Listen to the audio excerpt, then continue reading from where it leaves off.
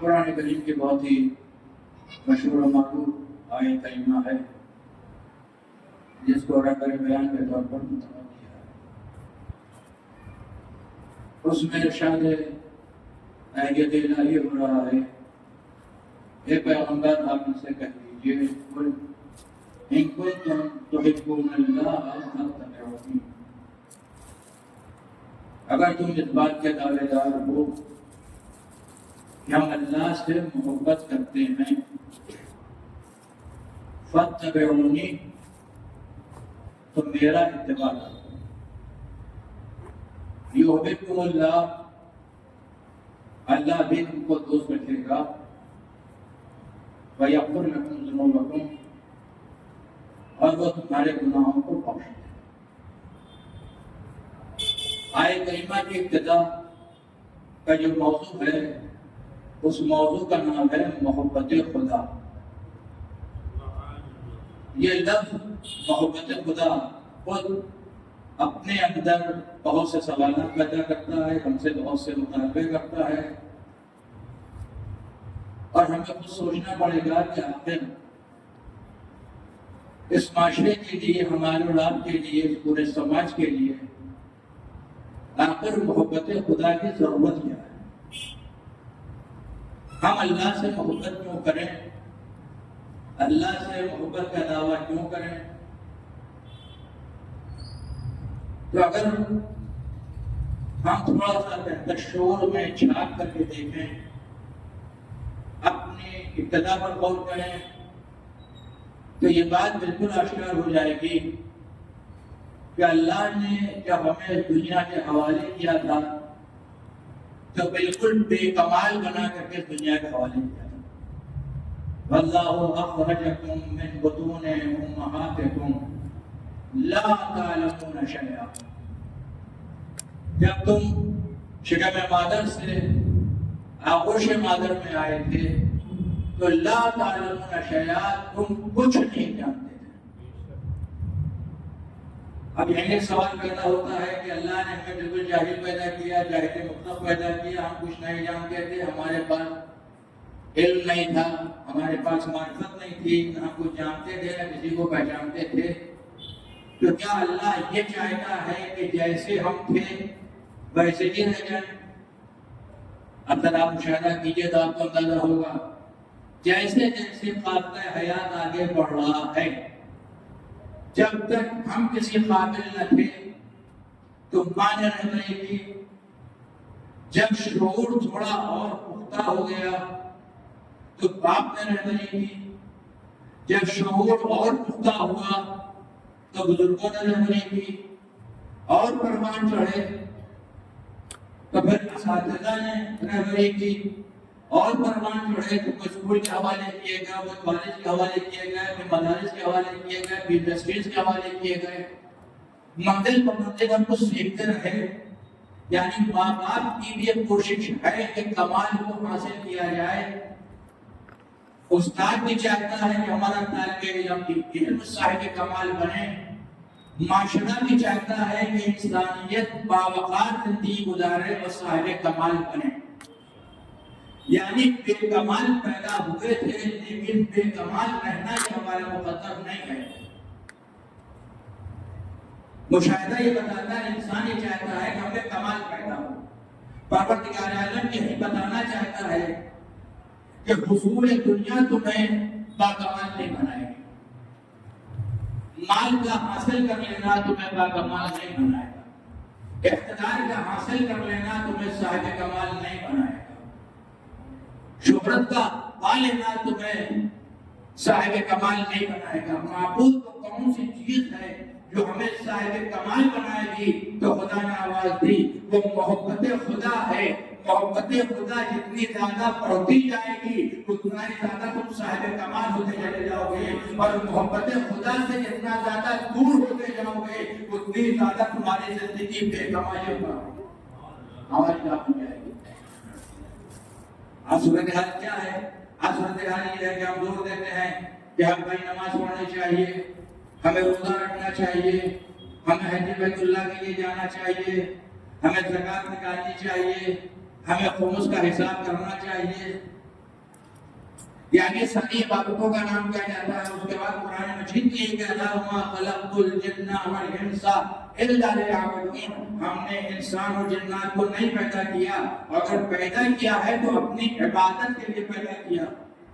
تو ہم یہ سمجھے جب مقصد خلقت جن و بشر عبادت پروردگار ہے تو سوال یہ پیدا ہوتا ہے کہ نماز پڑھنا مقصد خلقت، روزہ رکھنا مقصد خلقت، حج بیت اللہ کے لیے جانا مقصد خلقت، تو فوراً ایک بنیادی سوال پیدا ہوتا ہے یہ ساری عبادتیں جو انجام دے رہے ہیں اگر یہ مقصد خلقت ہیں تو پھر ایک بنیادی سوال پیدا ہوتا ہے ان عبادتوں کا مقصد کیا ہے؟ بھائی نماز کا مقصد خلقت عبادت ہے، یعنی ہماری خلقت کا مقصد ہے کہ نماز پڑھیں، ہماری خلقت کا مقصد ہے کہ روزہ رکھنے اور عبادت کریں، لیکن سوال یہ پیدا ہوتا ہے خود نماز کا مقصد کیا ہے، خود روزہ رکھنے کا مقصد کیا ہے، خود حج بیت اللہ کے لیے جانے کا مقصد کیا ہے؟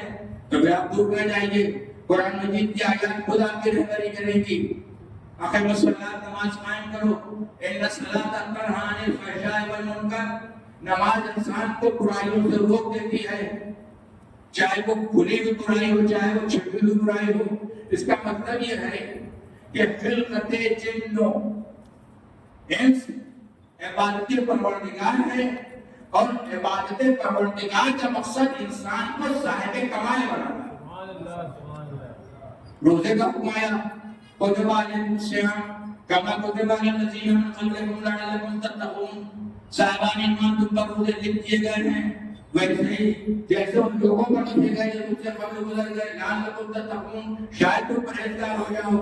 معلوم یہ ہوا کہ مقصد عبادت یہ ہے کہ ہم اپنے مقصد خلقت کو پورا کریں، اور مقصد عبادت یہ ہے کہ ہم اس کمال کو حاصل کر لیں جس کمال کو حاصل کرنے کے لیے پروردگار عالم نے ہمیں دنیا میں زیور وجود دے کر کے بھیجا۔ حج بیت اللہ کے لیے گئے، روایات نے فوراً آواز دی، جب انسان حج سے فارغ ہونے کے بعد اپنے وطن کے لیے جاتا ہے تو گناہوں سے ایسے ہی پاک ہو جاتا ہے جیسے شکم مادر سے ابھی پیدا ہوا ہو۔ اس کا مطلب کیا ہوا؟ گناہوں سے دور ہو گیا، یعنی نقائص سے دور ہو گیا، اور جب نقائص سے دور ہو گیا تو پھر کمال سے قریب ہو گیا۔ اس کا مطلب یہ ہے کہ جتنی بھی عبادتیں ہیں تفصیل میں جانے کا موقع محل نہیں ہے، پہلے تشریف فرما ہے، آپ خود دیکھ لیں ہر نماز کی پشت پر جو نیت ہے، طریقہ عبادت الگ الگ ہے مگر نیت سب کی ایک ہے، اور وہ نیت ہے قربتاً اللہ، اللہ سے قریب ہونے کے لیے۔ اللہ سے قریب ہونا یعنی اس کمال سے قریب ہونا جس کمال کو حاصل کرنے کے لیے پروردگار عالم نے ہمیں دنیا میں بھیجا ہے۔ کہ صلوات دیتے ہیں محمد علیہ۔ لیکن ابھی تو سارا تو اسی بات پر رہ گئے، امت مسلمہ پابند ہے، سمو صلاۃ ہو جائے پابند ہے، حج ہو جائے، زکات نکالنے لگے، روزہ خمس نکالنے لگے۔ اللہ جانے وہ دن کا پیدا ہوگا، وہ دن کب آئے گا جب ہم مقصد عبادت کے حصول میں ختم آگے بڑھائیں، یعنی ہم اپنی انسانیت کو منزل معراج تک پہنچائیں، اور یہ اسی وقت ہوگا جب ہمارے دل میں محبت خدا راسخ ہو جائے، اور فقط محبت خدا ہی راسخ نہ ہو بلکہ وہ لوگ جنہوں نے طریقہ سکھایا محبت خدا کے حصول کا، ان کی محبت میں ہمارے دلوں میں راسخ ہو جائے، جو ذریعہ بنے محبت خدا کی طرف دعوت دینے کا، یعنی انبیاء، اوصیاء، خاصان خدا، ائمہ، شہداء، جو بھی ذریعہ بنے۔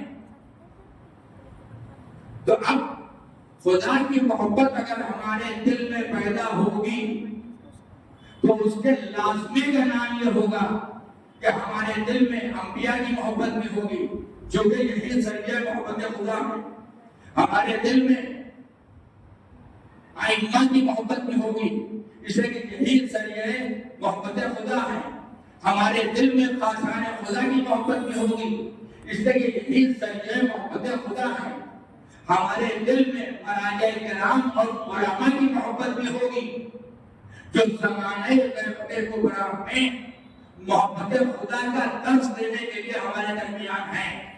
یہ ممکن نہیں ہے کہ ہم اللہ کی محبت کے دعوے دار ہوں اور ہمارے دل میں انبیاء کی محبت نہ ہو، مرسلین کی محبت نہ ہو، خاصان خدا کی محبت نہ ہو، ائمہ کی محبت نہ ہو، مجتہدین کرام کی محبت نہ ہو، مراجع کرام کی محبت نہ ہو۔ اس لیے کہ یہی سب وہ ذریعہ ہیں جو محبت خدا کے حصول کا ذریعہ اس کائنات میں ہے۔ تو محبت خدا کا لازمہ یہ ہے کہ ہم خدا سے بھی محبت کریں اور ان سے بھی محبت کریں۔ ابھی سوال پیدا ہوتا ہے کہ کیا محبت کا مطلب اتنا ہے کہ ہم دعویٰ کرتے رہے ہم اللہ سے محبت کرتے ہیں؟ نہیں، اگر اللہ سے محبت کرتے ہیں تو ہمیں خاصان خدا سے محبت کرنا ہوگا جن کے نام میں نے ابھی سے لیے۔ اور کیا بات ان پر رک جائے گی تو جواب پھر آگے بڑھے گا، فقط ان سے محبت نہیں کرنی پڑے گی بلکہ جو ان کے دشمن ہیں ان سے نفرت بھی کرنی پڑے گی۔ یعنی اگر ہم یہ دعویٰ کرتے ہیں کہ ہم اللہ سے محبت کرتے ہیں تو ہمیں اللہ سے بھی محبت کرنی پڑے گی، اور جو اللہ سے محبت کرتا ہے ہمیں اس سے بھی محبت کرنی پڑے گی۔ جو سلیقہ محبت پروردگار سکھانے میں ذریعہ بنے ہمیں ان سے بھی محبت کرنی پڑے گی۔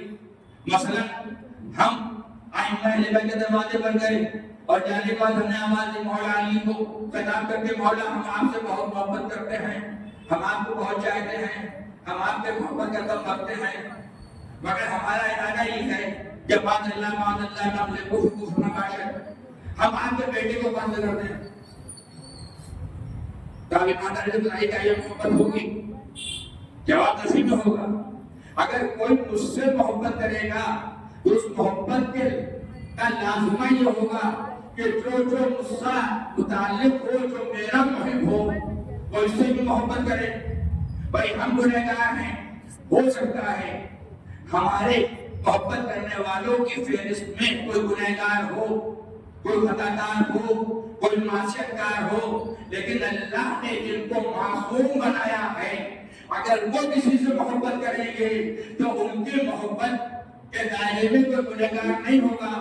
تو مجھے کہنے دیجیے، اگر ہم یہ دعویٰ کرتے ہیں کہ ہم اہل بیت سے محبت کرتے ہیں، ہم نبی سے محبت کرتے ہیں، ہم خدا سے محبت کرتے ہیں، تو ہمیں دشمن خدا سے نفرت بھی کرنی پڑے گی، دشمن رسول سے بھی نفرت کرنی پڑے گی، دشمن اہل بیت سے بھی نفرت کرنی پڑے گی، اور اس کے برخلاف خدا کے محب جو ہیں ان سے بھی محبت کرنی پڑے گی، رسول کے جو دوست ہیں ان سے بھی محبت کرنی پڑے گی، ائمہ کے جو محب ہیں ان سے بھی محبت کرنی پڑے گی۔ یعنی دوست کے دوست سے محبت کرنی پڑے گی اور دوست کے دشمن سے نفرت کرنی پڑے گی۔ جب تک یہ تقاضے پورے نہیں ہوں گے اس وقت تک محبت خدا کے تقاضے پورے نہیں ہو سکتے۔ یعنی اب ممکن نہیں ہے کوئی یہ کہے کہ ہم علی سے محبت کرتے ہیں مگر سلمان سے نفرت کرتے ہیں، ہم علی سے محبت کرتے ہیں مگر ابوذر سے نفرت کرتے ہیں، ہم علی سے محبت کرتے ہیں مگر مقداد سے نفرت کرتے ہیں، ہم حسین سے محبت کرتے ہیں مگر اصحاب حسینی سے نفرت کرتے ہیں، ہم حسین سے محبت کرتے ہیں مگر محبت حسین کی بنیاد پر ہم خود سے نفرت کرتے ہیں، کہ اس لیے کہ یہی ذریعہ بنا تھا حسین کو کھیل کر کے کربلا میں لانے کا۔ تو جواب سمجھ میں ہوگا، جب حسین نے معاف کر دیا تو تم نفرت کرنے والے کون ہوتے ہو؟ اگر تم نفرت کرتے ہو تو اس کا مطلب یہ ہے کہ محبت حسین کے بھی تمہارے دل میں راسخ نہیں ہوئی ہے۔ بس اسی کا نام ہے تولا اور اسی کا نام ہے تبرہ۔ ایک سلوات بھیجے محمد علیہ محمد۔ اب کوئی موجودہ روشنی نام سے کہہ دوں، آج مسلمانوں سے پوچھئے تم فلسطین سے محبت کرتے ہو؟ کوئی ایک مسلمان نہیں اٹھے گا، ایک نہیں ملے گا جو آواز دے کہ ہم فلسطین سے نفرت کرتے ہیں۔ ہر ایک آواز دے گا ہم فلسطین کے محب ہیں، ہم فلسطین کے چاہنے والے ہیں، ہم فلسطین سے محبت کرنے والے ہیں، مگر ان کا خون بہہ رہا ہے، وہ قتل ہو رہے ہیں، ہم نے کہا فلسطین کا جو دشمن ہے اسرائیل، اس کے بارے میں کیا خیال ہے؟ کہ ہم تو اس کے مددگار ہیں، ہمارے ہوائی اڈے اس کے لیے ہے، ہماری فضائیہ اس کے لیے ہے، ہماری حکومت اس کے لیے ہے، ہماری مدد اس کے لیے ہے، یعنی ہم فلسطین کے ساتھ ہیں، مگر ہماری حکومت اور ہماری مدد دشمن فلسطین اسرائیل کے ساتھ ہے۔ آپ ایمانداری سے مجھے بتائیں، اتنی تمہید کے بعد کیا کوئی انسان موٹی رکھنے والا یہ فیصلہ کرے گا کہ یہ فلسطین سے محبت کرتے ہیں؟ مگر ان کے ہوائی اڈے، ان کی فضائیہ، ان کی مدد سب اسرائیل کے لیے ہے، یعنی مسلح بنائیں گے تو دعا کے لیے ہاتھ اٹھائیں گے، پالنے والے فلسطین کی مظلومین کی حمایت کر، اور اس کے بعد جب عملی دنیا میں آئیں گے تو کام ہمارا وہ ہوگا کہ ہمارے عمل سے فلسطین کی نصرت ہو رہی ہے، فلسطین کی تعین ہوگا، ہمارے عمل سے اسرائیل کی نصرت ہو رہی ہے، اسرائیل کی تعین ہو رہی ہے، یہودیت کی نصرت ہو رہی ہے۔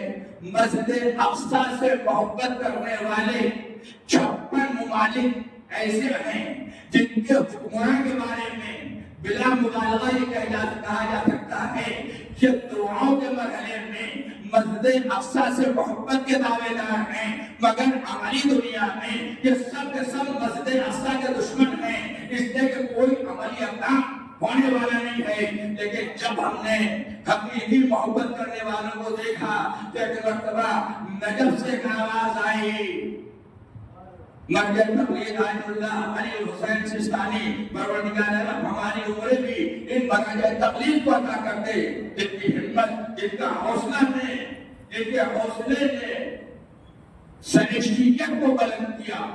انہوں نے آواز دی، اسرائیل کا تعاون کسی بھی صورت سے جائز نہیں ہے، تم اس پانی کو نہ خریدو جس کا فائدہ اسرائیل کو پہنچے، اس ٹوتھ برش کو نہ خریدو جس کا فائدہ اسرائیل کو پہنچے، اس ٹوتھ پیسٹ کو نہ خریدو جس کا فائدہ اسرائیل کو پہنچے، اس مصنوعات کو نہ خریدو جس کا فائدہ اسرائیل کو پہنچے۔ ادھر نجف سے آواز آئی کہ وہ مصنوعات جس کا فائدہ اسرائیل کو پہنچتا ہے تمہارے لیے خریدنا حرام ہے، حرام، بالکل ویسے ہی حرام ہے جیسے سور کا گوشت کھانا حرام، بالکل ویسے ہی حرام ہے جیسے شراب پینا حرام، بالکل ویسے ہی حرام ہے جیسے دیگر چیزیں ہیں جس پر حرام کا اطلاق ہے۔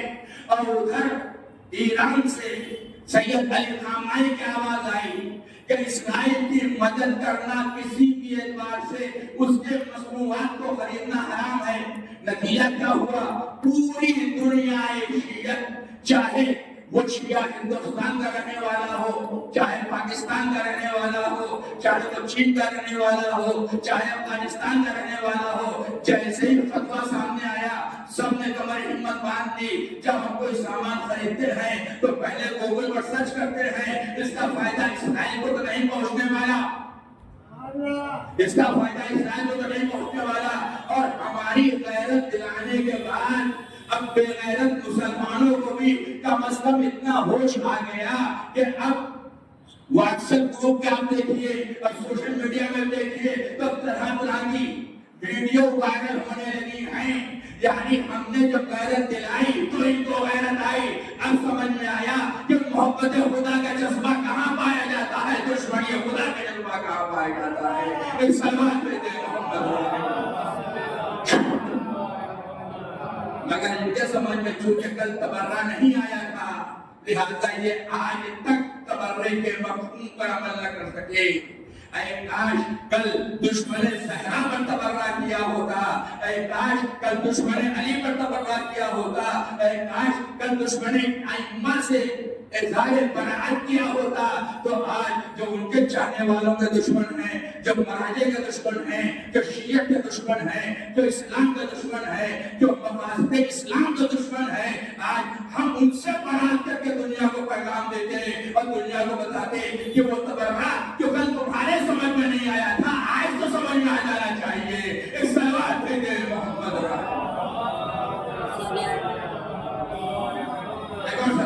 محمد بس کے کہنے گا. مقصد صرف اور صرف اتنا ہے کہ اگر دل میں محبت ہے تو محبت کے کچھ تقاضے ہیں. محبت ہم سے کچھ مطالبہ کرتی ہے، محبت ہم سے کچھ ڈیمانڈ کرتی ہے. فقط یہ کہہ دینا کافی نہیں ہوگا کہ ہم اللہ کو دوست رکھتے ہیں. اگر ہم اللہ کو دوست رکھتے ہیں تو ہمیں ہر نفس سے اپنے کو دور کرنا پڑے گا اور ہر کمال سے اپنے کو قریب کرنا پڑے گا. ہمیں پہچاننا پڑے گا کمال کیا ہے، ہمیں پہچاننا پڑے گا کہ نفس کیا ہے. صلوات میں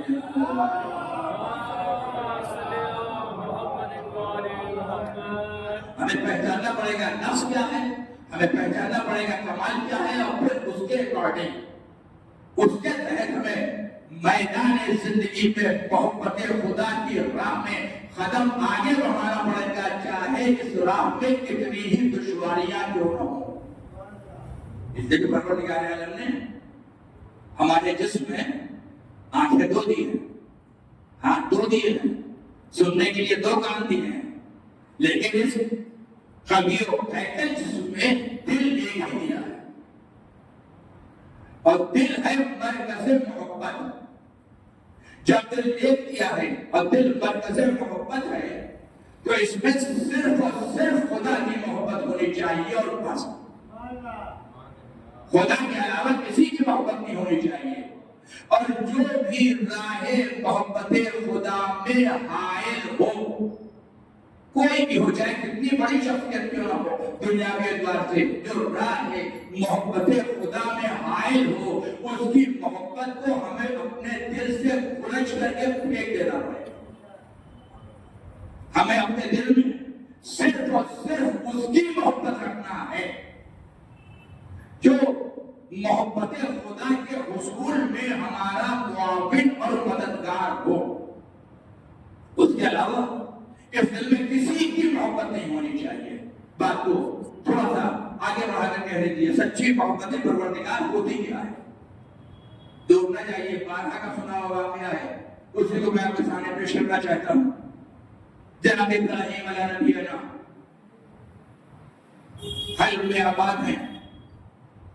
تاریخ کی روایت ہے کہ آپ نے بہت سی بکریاں ہیں ان کو پالنا چاہا ہے. جب جمعے کا دن آتا ہے جو بکریوں کا دودھ نکالتے ہیں اور دودھ نکالنے کے بعد فقراء میں، مساکین میں، غرباء میں اس دودھ کو تقسیم کرتے ہیں. یہ روز کا معمول ہے. جب اس عمل کے اوپر ملائکہ کی نظر پڑی کہ اللہ کا کیسا چاہنے والا ہے، کہ اللہ کی محبت میں مخلوق خدا میں جو کمزور ہیں، جو ناکامہ ہیں، جو ضعیف ہیں، جو فقراء ہیں، جو مساکین ہیں، ان میں دو تقسیم کر رہے ہیں. اس عمل کے نتیجے میں اللہ ان کو کتنا دوست رکھتا ہوگا، کتنا چاہتا ہوگا. چونکہ عمل محبت خدا کے لیے ہے، لہذا خدا کی نگاہ میں ان کی خدمت ہوگی، ان کا مقام ہوگا. اور اس کے بعد پھر لازمی طور پر دوسرا خیال ذہن میں آیا، اور وہ خیال یہ ذہن میں آیا کہ جب اللہ نے اتنا نواز رکھا ہے، ہمارے دنیا کے طور پر اتنی بکریاں، اتنا اثاثہ دے رکھا ہے، تو یہ بھی اللہ سے محبت کرتے ہوں گے، اس لیے کہ اللہ نے اتنا نواز رکھا ہے. گویا یہی سے ایک بات رک کر مجھے کہنے دیجیے، گویا ملک یہ سمجھے کہ مال دنیا سے اگر کسی کو نواز دیا جائے تو صاحب مال اللہ سے محبت کرتا ہے.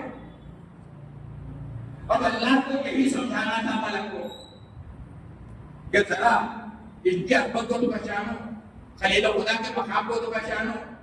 یہ ہم سے مال دنیا کی بنیاد پر محبت نہیں کرتے، ان کے عظمت کو پہچانو، ان کے مقام کو پہچانو.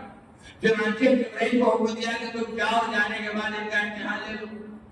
جبرائیل چلے، حل میں آئے، ایک بلندی پر بیٹھے، انسانی شکل و صورت میں ہے.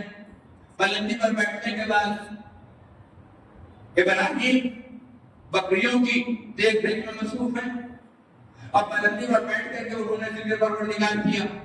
سبحان قدوس رب الملائکۃ والروح، سبحان قدوس رب الملائکۃ والروح. جیسے ہی ایک بار یہ ذکر سنا، ابراہیم مدہوش ہو گئے. ملک کی زبان، اللہ کی تسبیح. اس کے بعد جبرائیل کے قریب آئے اور آنے کے بعد کہتے ہیں کہ تمہارے ذکر میں وہ جاذبیت پائی جاتی ہے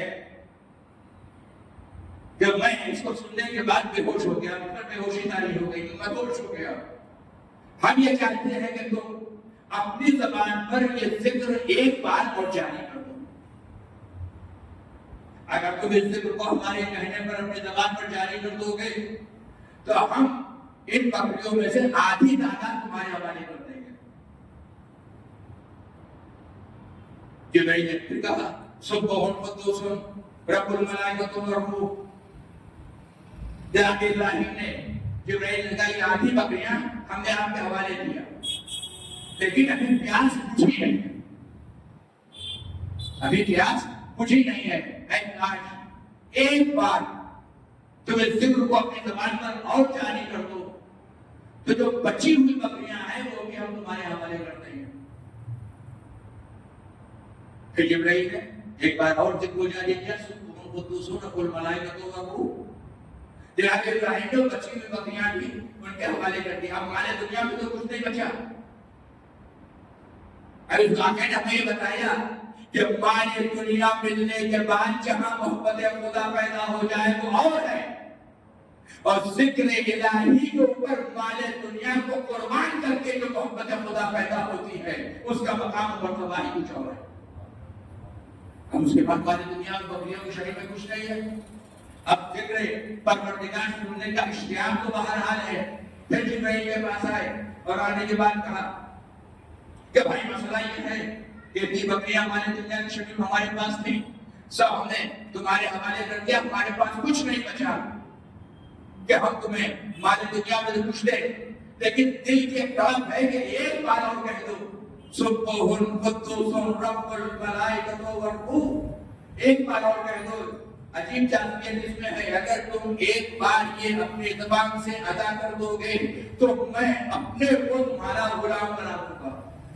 یہ کہ ایک کچھ بچا اس کے علاوہ کچھ نہیں، ہم اپنے کو تمہارا غلام بنا دیں گے۔ بس جیسے سنا جبرائیل نے آواز دی اے خلیل خدا، آپ یقیناً اللہ کے خلیل ہیں، آپ کے دل میں محبت خدا کا جذبہ اتنا راسخ ہے کہ نہ مال دنیا آڑے آ سکتی ہے نہ حب ذات آڑے آ سکتی ہے۔ آپ سب کچھ محبت خدا کے راہ میں قربان کر رہے ہیں، اور میں آپ کو بتانا چاہتا ہوں کہ مجھے آپ کی بکریاں نہیں چاہیے، آپ کی غلامی نہیں چاہیے، میں جبرائیل ہوں، مجھے اللہ نے آپ کے امتحان کے لیے بھیجا تھا، اب میں یہاں سے واپس جا رہا ہوں۔ ایک سلام کہتے ہیں محمد یہیں سے مسئلہ اور واضح ہو گیا کہ دنیا میں آسودگیاں مل جانے کے بعد محبت خدا کا دم بھرنا اور ہے، اور پریشانیوں کا شکار ہونے کے بعد محبت خدا کا دم بھرنا اور ہے۔ ایک سلام کہتے ہیں محمد بات کو تھوڑا تھوڑا آگے بڑھو تاکہ بات بھی کسی اعتبار سے مکمل ہو جائے۔ اس لیے کہ مسجد کی مجھ سے پڑھنے میں بہرحال تھوڑا ڈر تو لگتا ہے، اس لیے کہ انسان کہتا ہے کہ نماز کے بعد کی مجلس دورانی نہیں ہونی چاہیے۔ میں بھی مانتا ہوں کہ نماز کے بعد کی مجلس دورانی نہیں ہونی چاہیے، لیکن جو قانون ہونا چاہیے وہ سب کے لیے ایک ہونا چاہیے۔ لیکن ہم نے دیکھا کہ یہ دیکھا ہے کہ 40 منٹ کی مجلس 45 منٹ مجلس ہو گئی تو وہ مہیلا ہے، اور کئی سوسانی بھی ہے، اور پیشانی بھی ہے، اور ذاکری بھی ہے، اور خوخانی بھی ہے۔ تب سے انا للہ کے بعد ہی وہ آگے نہیں ایک سلمان پہ جو محمد راجہ میں محبت خدایی کو قرآن سے بعد عرض کر رہا ہوں، یہ خانہ خدا ہے تو محبت خدا کا تقاضا یہ ہے کہ اصول سب کے لیے یکساں ہونے چاہیے۔ ایک سلمان پہ جو محمد راجہ بات بہت اور آگے بڑھائیے تاکہ میں اپنے موقع کو واضح کر لوں۔ امام جعفر صادق علیہ السلام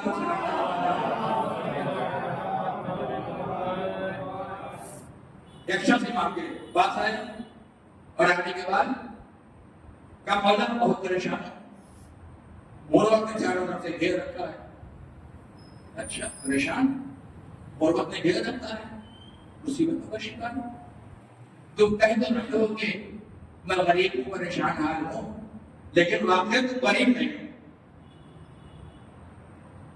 بھائی محبت کا جھوٹا دعویدار تو ہے نہیں، امام کو امام معصوم مانگتا ہے، زمانے کا امام مانگتا ہے، فوراً سوچنے لگا ہو سکتا ہے کوئی دولت ہمارے پاس ایسی ہو جس کا علم امام کو ہو اور ہمیں نہ ہو،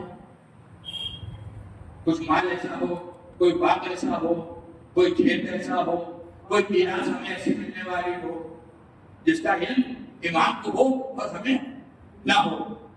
میں نے حیرت ہے، سوچ رہا ہے کوئی میراث ملنے والی ہوگی، کوئی باغ ملنے والا ہوگا، کہیں سے کوئی حصہ ملنے والا ہوگا، کہیں سے کوئی تحفہ آنے والا ہوگا، ہو سکتا ہے کسی نے ہمارا مال ہے جو چھپا دیا ہو، بس کر لیا ہو۔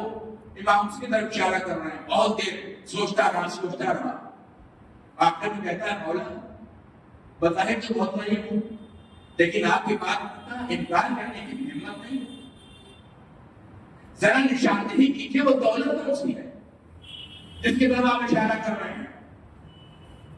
بس ایک مرتبہ امام نے آواز دیا، تمہیں اللہ نے وجود دیا، خدا نے وجود دیا ہے، کیا ساتھ میں دل دیا ہے، خدا نے اس وجود میں ایک دل دیا ہے، کیا دل میں کسی کی محبت ہے، کیا مولا آپ کی محبت ہے، آپ کا خدا کی، کیا اچھا ہماری دنیا چاہتے ہو، جو محبت تمہارے دل میں ہے اس کو نکال دو، میں خریدنے کو تیار ہوں۔ اللہ کا مولا یہ تو نہیں ہو سکتا، کہ اچھا آدھی محبت نکال دو، میں آدھی محبت کو خرید لیتا ہوں، کہ مولا یہ بھی نہیں ہو سکتا، اگر پوری دنیا میرے حوالے کر دیں اور اس کے بدلے میں مطالبہ کریں کہ وہ محبت ہم دل سے نکال دیں تو ہم اس محبت کو دل سے نکالنے کے لیے تیار نہیں ہیں، اگرچہ آپ پوری دنیا ہمارے حوالے کر دیں۔ امام نے مسکرا کے کہا اتنی بڑی دولت رکھنے کے بعد اپنے کو فقیر کہتا ہے، یعنی اب سمجھ میں آیا یہ محبت خدا، محبت رسول، محبت امام واقعی اگر کسی کو مل جائے تو دنیا کا ثروت مند انسان ہے، اس سے زیادہ کوئی دولت مند نہیں ہے کہ سلوات پڑھے محمد علیہ۔ لیکن واقعی وہ محبت ہو جس کے ذریعے سے ہم کمال کو حاصل کر سکیں۔ بس ایک بات اور تو چھوڑا تھا اور بات مکمل ہو جائے کہ محبت تقاضے کیا ہیں۔ امام موسی کا کا زمانہ ہے، ایسا پاہا تو سنا واقع ہے، لیکن جو میرے موضوع سے مربوط ہے لہذا اس کی طرف اشارہ کرتے ہوئے بات کو مکمل کرتے ہوئے واقعات کو عرض کر رہا ہوں۔ امام موسی کا زمانہ کا ایک شخص ہے، امام کی خدمت میں آیا، امام نے اسے کہا کہ تمہاری زندگی کے جو امور ہیں، جو اعمال ہیں، جو تمہارے کام ہیں، میں ان سے راضی و خوشنود ہوں، میں ان سے راضی و خوشنود ہے، سارے عمل تمہاری زندگی کے بالکل ٹھیک ٹھاک ہیں، لیکن ایک عمل مناسب نہیں ہے۔ کیا مولا جنتی بتائیے کون سا عمل ہے؟ اس سے نہیں پرہیز کروں گا، اس عمل سے میں راضی نہیں ہوں۔ تیری مرتبہ یہ شخص کہتا ہے مولا جنتی بتائیے کیا تم اپنے اونٹ کو ہارون رشید کو کرائے پر دیتے ہو؟ ان کا نام سلمان ہے، اپنے زمانے کے بہت بڑے ٹرانسپورٹر ہیں، جیسے آج جو انووا اور دیگر گاڑیاں، فور ویلر، بسیں وغیرہ کو کرائے پر چلاتے ہیں، اس زمانے میں جو ذریعہ تھا سفر کرنے کا وہ اونٹ تھا، انہوں نے اونٹ باہر رکھے تھے، کہا مولا ہارون رشید کو کرائے پر اونٹ دیتا ہوں۔ کا مقصد کیا ہوتا ہے؟ تاکہ حج بیت اللہ پر جو لوگ جا رہے ہیں وہ ان اونٹوں پر سوار ہو کر کے جائیں اور جا کر کے حج بیت اللہ کے فریضے کو ادا کر کے واپس آئیں۔ تو آپ مجھے ایمانداری سے بتائیے کوئی برا کام ہے؟ آج کی دنیا میں اگر کوئی مولوی یہ کہہ دے تو آسانی سے عوام قبول کرنے والا نہیں ہے۔ جب آسانی سے ہم 29 کا 4 شوال کا قبول نہیں کرتے تو اتنا بڑا مسئلہ کہ جہاں پر ہمارا گھاٹا ہو رہا ہو، جو کرایہ ملنے والا ہے، جو خطرے میں پڑ رہا ہو، اس کو کیسے قبول کر لیں گے؟ لہٰذا ساری کوشش یہ ہوگی کہ مولوی کی پگڑی کو اچھال دیا جائے۔ کیوں اچھال دیا جائے؟ اس لیے کہ ہماری منفعت کی راہ میں آڑے آ رہا ہے۔ لیکن ظاہر وہ مولوی تو ہے نہیں کہ وہ زمانے کا امام ہے، اور یہ چاہنے والا بھی کوئی فرضی چاہنے والا نہیں ہے، جھوٹا دعوے دار نہیں ہے، سچا محب ہے کہ مولا آپ اس سے راضی نہیں ہے کہ ہم راضی نہیں ہیں۔ امام نے دلیل بھی دی، اور موجودہ زمانے میں وہ دلیل بہت ہی مفید و کارآمد ہے کہ مولا آپ کیوں راضی نہیں ہے؟ کہ اس لیے راضی نہیں ہوں کہ اب تم ہارون رشید کو کرائے پر اونٹ دیتے ہو کہ وہ اس پر سوار ہو کر حج بیت اللہ کرنے کے لیے جائے، تو تمہارے دل میں یہ خیال پیدا ہوتا ہے کہ نہیں کہ وہ صحیح و سالم واپس آ جائے حج کر کے؟ کہیں راستے میں کسی حادثے کا شکار نہ ہو، کسی مصیبت کا شکار نہ ہو، کسی پریشانی کا شکار نہ ہو، صحیح و سالم واپس آ جائے۔ کہ مولا یہ خیال تو رہتا ہے، اس لیے اگر وہ صحیح و سالم واپس نہیں آئے گا تو ہمارے کرائے کا کیا ہوگا؟ ہمارا مال خطرے میں پڑ جائے گا، لہٰذا یہ تمنا تو رہتی ہے۔ نہیں، پھر مجھے کہنے دیجیے، اگر یہ بات کوئی مولوی کہتا تو چونکہ مولوی تو دل کے ارادے سے واقف نہیں ہے، ہم اس کو اچھی طرح سے پڑھا لیتے اور وہی پڑھ کے بالکل مطمئن ہو جاتا ہے۔ اس کو دل کے چیزوں سے واقف نہیں، آگے وہ غیب تو نہیں، لیکن زمانے کے امام سے یہ بات تو کہی نہیں جا سکتی کہ مولا بالکل سچی بات یہی ہے کہ ہم اس بات کے خواہش مند رہتے ہیں کہ واپس آ جائے، صحیح و سالم واپس آئے، تاکہ ہمارا کرایہ ہم کو مل جائے۔ بس ایک مرتبہ امام نے آواز دی کہ راہ محبت خدا میں یہ بات بھی اچھی نہیں ہے کہ تم دشمن خدا کی زندگی کے اس حد تک بھی خواہاں ہو کہ واپس لوٹ کر کے آج تمہارا کرایہ تمہیں مل جائے۔ یعنی تمہیں ظالم کی زندگی کی کہ یہ دعا نہیں کرنا ہے، اس کی زندگی کا طلبگار نہیں ہونا ہے، اسے زندگی نہیں چاہنا ہے۔ اب سمجھ میں آیا کہ مرگ پر امریکہ کے معنی کیا ہیں، مرگ پر اسرائیل کے معنی کیا ہیں، مرگ پر دشمنان اہل بیت کے معنی کیا ہیں۔ یہ سب ائمہ کی تعلیمات کے روشنی میں ہے۔ یعنی دشمن خدا کی اتنی محبت بھی تمہارے دل میں نہ ہو اور تم ان کی زندگی کا اس لیول تک، اس اعتبار تک بھی خواہاں نہ ہو تو پلٹ کر کے آئیں اور تمہارا فائدہ ہو، تمہیں تمہارا کرایہ مل جائے۔ عزیزوں، اگر فائدہ عنوان ہو تب بھی ہم زندگی کی تمنا نہیں کر سکتے، چاہے کہ نقصان عنوان ہو اور تب زندگی کی تمنا ہو۔ ایک سلوات بھیجے محمد والے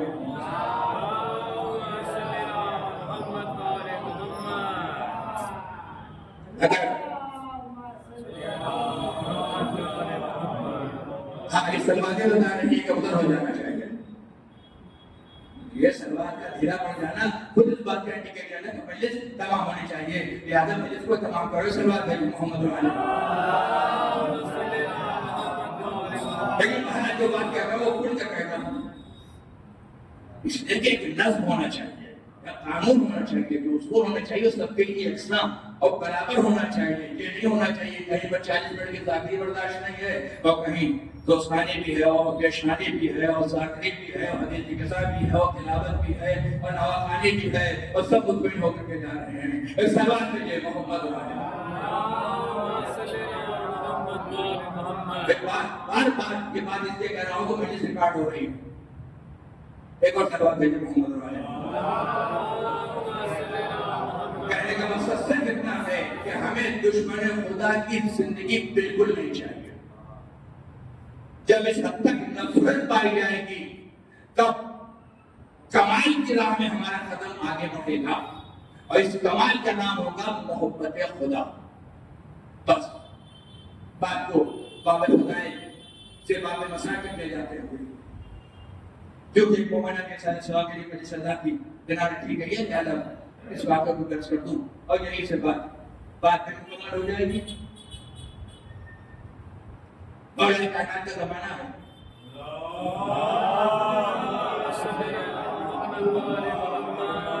اور جناب زینب مریم مقام جو ابھی کمسنی کی منزل میں ہے، اتنی کمسن ہے کہ باپ کی آغوش میں،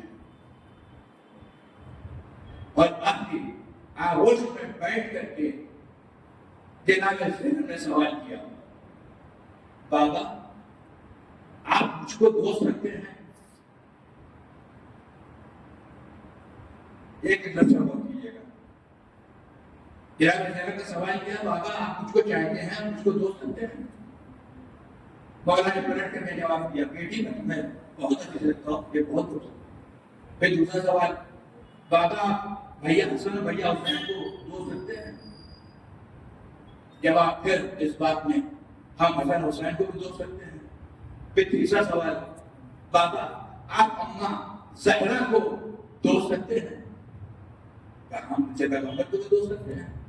پھر ایک سوال، کیا آپ اللہ کے رسول کو دوست رکھتے ہیں؟ پھر جواب، کیا ہم خدا کے رسول کو بھی دوست رکھتے ہیں؟ اب اس کے بعد جناب زینب کہتی ہیں، بابا آپ سب کو دوست رکھتے ہیں، اور اللہ نے انسان کے وجود میں دل ایک دیا ہے.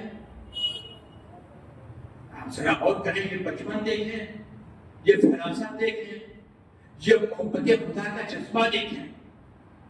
اللہ نے ہر انسان کے دل میں وجود میں ایک دل دیا ہے، اس ایک دل میں سب کی محبت.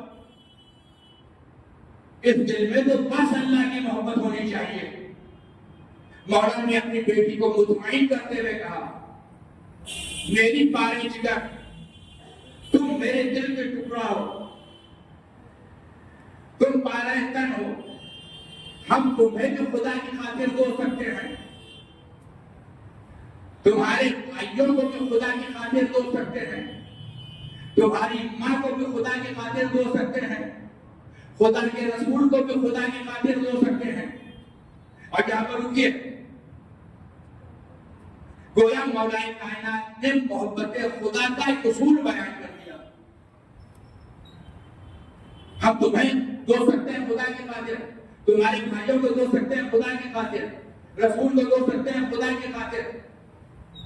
اس کا مطلب یہ ہے کہ محبت خدا اگر دل میں واقعاً ہے تو اس پوری دنیا میں دوستی کا معیار یہی محبت خدا ہونی چاہیے. ہم اپنے بیٹے کو دوست رکھیں تو محبت خدا کی بنیاد پر، بھائی کو دوست رکھیں تو محبت خدا کی بنیاد پر، عزیز کو دوست رکھیں تو محبت خدا کی بنیاد پر، علماء کو دوست رکھیں تو محبت خدا کی بنیاد پر، عوام کو دوست رکھیں تو محبت خدا کی خاطر، خواص کو دوست رکھیں تو محبت خدا کی خاطر. اور جہاں پر ان سب کی محبت خدا پر غالب آ جائے تو اس کا مطلب یہ محبت خدا میں خالص نہیں ہے. مثلاً کسی شادی میں گئے اور وہاں پر غیر شرعی امور انجام پا رہے ہیں، ہم خاموشی سے گئے، شرکت کر کے اپنے پیٹ کی آگ کو، پیٹ کی خندق کو آسودہ کر کے واپس آ گئے، پیٹ کے اوپر ہاتھ پھیرتے ہوئے، تو اس کا مطلب یہ ہے کہ پیٹ تو بھر گیا لیکن محبت خدا پامال ہو گئی. سبحان اللہ. اس پر بس ایک سبحان اللہ زیادہ نہیں ہوگی، اس لیے کہ پیٹ پر ہاتھ کرنے والے افراد بہت زیادہ ہے پورے معاشرے میں. اس سلوات کہتے ہیں محمد علیہ وسلم. وہ ہمت چاہیے، وہ حوصلہ چاہیے کہ انسان وہاں سے بغیر کھائے واپس آ جائے اور یہ کہے کہ ہم آئے تھے آپ کے شادی میں شرکت کرنے کے لیے کہ آپ مومن تھے، آپ مخلص تھے، آپ عبادت گزار تھے، آپ نمازی تھے، لہذا محبت خدا کی بنیاد پر ہم شرکت کرنے کے لیے آئے تھے. لیکن یہاں پر وہ امور انجام پا رہے ہیں جو محبت خدا کا مذاق اڑا رہے ہیں، لہذا ہم واپس جا رہے ہیں. اگر اتنا حوصلہ پایا جاتا ہے تب دل میں محبت خدا پائی جاتی ہے، اگر نہیں پایا جاتا دل میں محبت خدا نہیں پائی جاتی. لہذا جنم نے کیا کہا کہ ایک ہے تو اس میں صرف اللہ کی محبت ہونی چاہیے. مولا نے کیا کہا؟ سب کی محبت اللہ کی خاطر ہے. اب جناب زینب کا یہ جواب ہے، سنیے بات میں تمام کر کیا معرفت بھرا جملہ ہے جناب زینب کا. جناب زینب کہتی ہیں، بیٹا جناب بابا ہونا تو یہ چاہیے کہ اس دل میں محبت صرف خدا سے ہو اور شفقت ہم پر ہو، مہربانی ہم پر ہو، شفقت ہم پر ہو، مہربانی ہم پر ہو. تاریخ کہتی ہے کہ اس واقعے کے بعد سے جناب زینب کی غیر معمولی عظمت مولا کائنات کے قلب و دماغ پر بیداری ہو گئی. یعنی محبت اللہ سے ہو، شفقت سب کے اوپر. شاید اسی لیے مولا کائنات دعوت دیا. جب پوچھا گیا کہ اسلام کیا ہے تو مولا فرماتے ہیں اطاعت الخالق والشفقۃ علی. اللہ کی اطاعت کی جائے اور مخلوق کے ساتھ شفقت اور مہربانی کے ساتھ پیش آئے. بس عزیزوں کا تمام ہو گئے. چند جملے باتیں مسائل سن لیجیے. یہ محبت خدا کا عالم ہے جناب زینب کے دل میں. کب؟ جب کمسنی کا عالم ہے. اب جب یہی زینب کربلا میں آ گئی تو آپ ذرا سوچیں، سب کچھ قربان کرنے کو تیار ہیں محبت خدا کی بنیاد پر. بیٹے قربان ہیں محبت خدا کے لیے، بھتیجے قربان ہیں محبت خدا کے لیے، عباس کو الوداع کہہ رہی ہیں محبت خدا کے لیے، علم کو ٹھنڈا کر کے عباس کا ماتم کر رہے ہیں محبت خدا کے لیے. ساری محبت کا مرکز محبت حسین پر ہے کہ حسین مرکز ہیں محبت خدا کے. اس لیے کہ زمانے کے امام کا نام حسین ہے، مگر تاریخ کہتی ہے کہ حسین کو بچانے کے لیے جس زینب نے کربلا میں اپنی پوری نسل کو قربان کر دیا، سب کچھ قربان کربلا میں قربان کر دیا، تو زینب نے اپنے لیے نہیں بچایا. اور جب وہ حسین رخصت آخر کے لیے آیا تو زینب کے دل پر کیا گزری ہوگی، کس انداز سے بھائی کو رخصت کیا.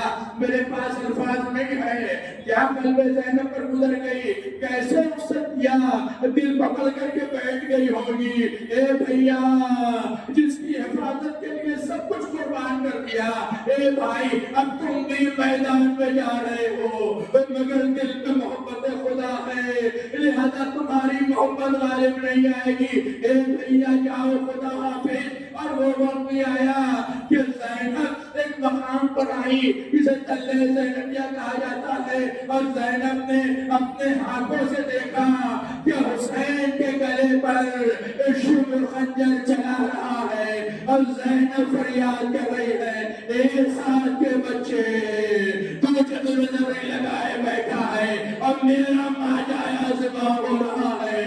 اب زینب جو پلٹ کر کے خیمے میں آئی، زمین کربلا کو جھٹکے لگنے لگے، آسمان سے خون تازہ کی بارش ہوئی. منادی نے ندا دی، الا قتل الحسین بکربلا، الا ذبح الحسین بکربلا. حسین قتل کر دیے گئے. حسین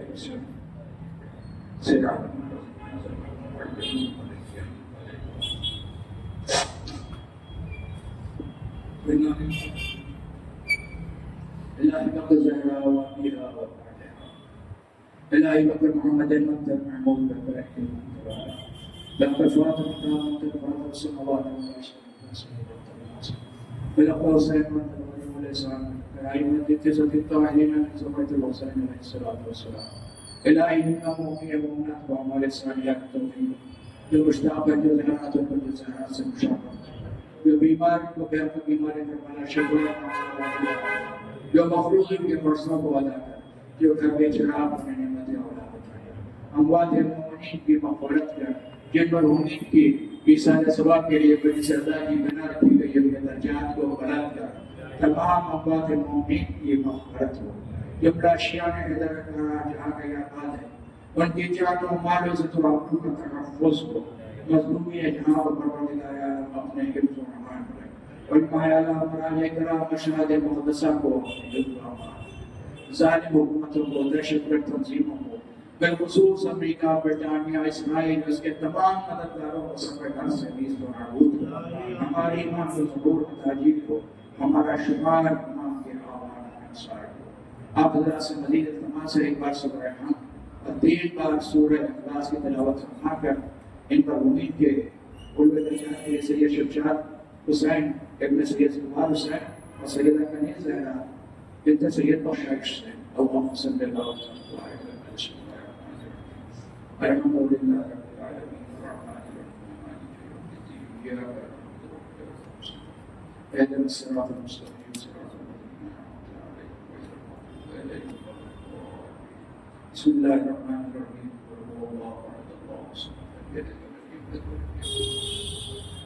بسم الله الرحمن الرحيم.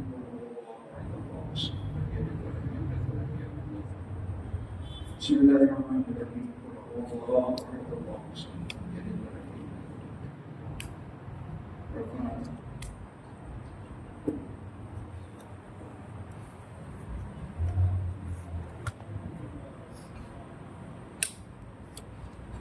السلام عليك يا عبد الله، السلام عليك يا رسول الله، السلام عليك وعليك، السلام عليك ورحمتك وأخيك، السلام عليكم ورحمة الله وبركاته.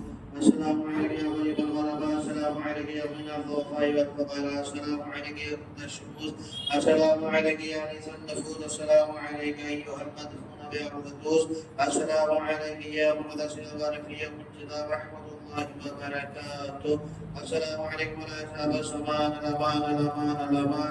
عليك سيدنا القرآن، السلام عليك يا أيها الإنس والجان، السلام عليك يا مدر الإيمان، السلام عليك يا خليفة الرحمن، عجل الله تعالى فرجا وسأل الله تعالى مخرجا وظهورا. السلام عليكم ورحمة الله وبركاته.